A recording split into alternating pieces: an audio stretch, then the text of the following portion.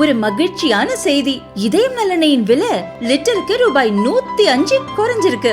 September 2023ல 1 litre இதயம் நல்லெண்ணெயின் அதிகபட்ச விலை ரூபாய் 503. ஆனா இப்ப 1 லிட்டர் இதயம் நல்லெண்ணெயின் விலை ரூபாய் 398 மட்டும்தான் தமிழ்நாட்டுல. அப்ப இனிமே எல்லாரும் இதயம் நல்லெண்ணெய் வாங்கலாம் இல்ல?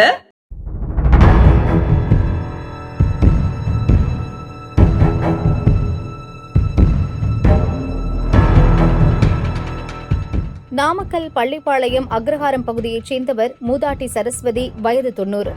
கடந்த 20 ஆண்டுகளுக்கு மேலாக அவருக்கு சொந்தமான வீட்டில் தனியாக வசித்து வந்தார்.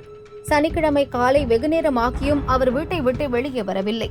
சந்தேகமடைந்த அக்கம் பக்கத்தினர் மூதாட்டி வீட்டு கதவை தட்டி பார்த்துள்ளனர். எந்த பதிலும் இல்லை.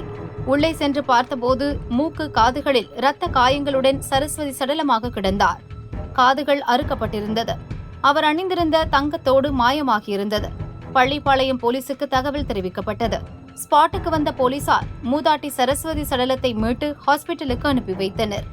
4 தனிப்படைகள் அமைக்கப்பட்டு விசாரணை மேற்கொள்ளப்பட்டது. மூதாட்டி வீட்டின் அருகே அடிக்கடி வந்து செல்லும் 30க்கும் மேற்பட்ட இளைஞர்களை பிடித்து விசாரித்தனர்.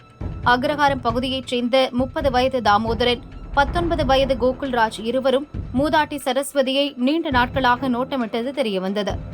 குடிப்பழக்கம், கஞ்சாவுக்கு அடிமையான இவர்கள் இருவரும் சிறு சிறு திருட்டில் ஈடுபட்டு போதைப் பொருள் வாங்கி வந்துள்ளனர். மூதாட்டி சரஸ்வதி அணிந்திருந்த 2 கிராம் தங்க தோடினை திருட சனியன்று அதிகாலை அவரது வீட்டுக்குள் நுழைந்துள்ளனர். அவர்களை கண்டு மூதாட்டி சத்தம் போட்டதும் அவரது முகம், நெஞ்சில் கண்மூடித்தனமாக தாக்கிக் கொண்டுள்ளனர்.